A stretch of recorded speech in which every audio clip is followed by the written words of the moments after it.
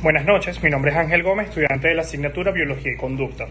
Les voy a presentar sobre la teoría celular, no sin antes definir la célula, tal como lo contempla la Real Academia Española, es la unidad fundamental de los organismos vivos, generalmente de un tamaño microscópico, capaz de reproducción independiente y formada por un citoplasma, un núcleo y rodeado por una membrana. En cuanto a la teoría celular, todos los organismos o seres vivos están compuestos por una o más de ellos. Un gran número de funciones ocurren dentro de las mismas y estas reacciones de los organismos incluyen procesos que liberan energía y reacciones biosintéticas. Elena Curtis en 1998, en su séptima edición, sostiene que todas las células se originan de otra célula y contienen el material genético que se transmite de una generación a otra. El estudio de las células no pudo ser posible sin la invención del microscopio y aunque se encuentran muchísimos vacíos del registro del primer microscopio, debido a que se trata de una lupa mucho más sofisticada y con una estructura compleja que facilita la observación de partículas pequeñas,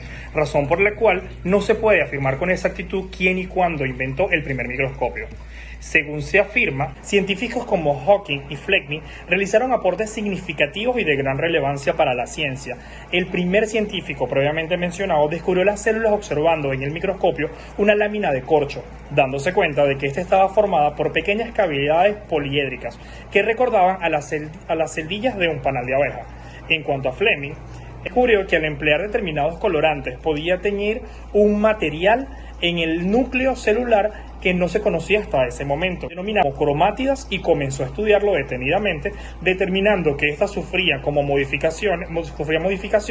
a lo largo de la vida de una célula y especialmente en el proceso de la división celular. Aunque existen grandes campañas a nivel mundial e incluso en la actualidad donde se le brinda la importancia al agua, cabe destacar que el agua representa más del 80% de la composición de gran parte de los organismos, donde influye de manera masiva y de manera decisiva en la realización de procesos metabólicos. Asimismo, el agua desempeña un papel importante en la fotosíntesis de las plantas, sin dejar a un lado de que es el hábitat de gran parte de los seres vivos.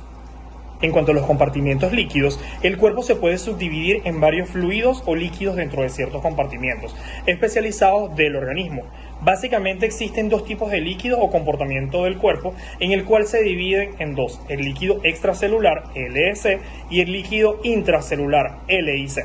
Al hablar de los fosfolípidos,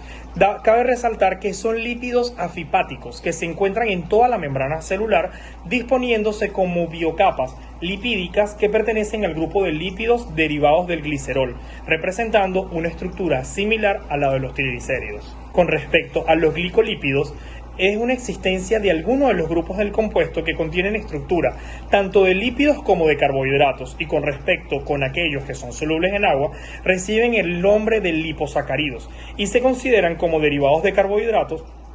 aquellos que son solubles en disolventes orgánicos no polares y se clasifican como glipípidos. Científicos más modernos, los cuales han hecho también grandes aportes dentro del campo de la ciencia, como Simon Jonathan Singer, reconocido biólogo celular estadounidense y profesor de biología emérito de la Universidad de California en la ciudad de San Diego. Nacido en la ciudad de Nueva York, asistió a la Universidad de Columbia, obteniendo una licenciatura en 1943 en el Instituto Politécnico de Brooklyn. En 1947 recibió su doctorado y trabajó como becario postdoctoral en los laboratorios de Linus Pauling y en Qatar durante 1947 y 1948, donde él junto a Harbin Italo co-descubrió las bases de la hemoglobina anormal en la anemia de células falciformes, informadas en el famoso artículo Anemia de celdas falciformes, una enfermedad molecular. Por otra parte, Frederick Sanger, nacido en 1918-2013, es uno de los más relevantes en la historia de la ciencia de nacionalidad británica y dedicado al estudio de la estructura de las proteínas y de las moléculas de la insulina. En 1958, obtuvo 2 veces el Premio Nobel de Química por sus investigaciones sobre la insulina y años después, en 1980, compartido con los estadounidenses Paul Berg y Walter Hilbert por sus contribuciones a la determinación de la secuencia de bases de los ácidos nucleicos. Muchísimas gracias.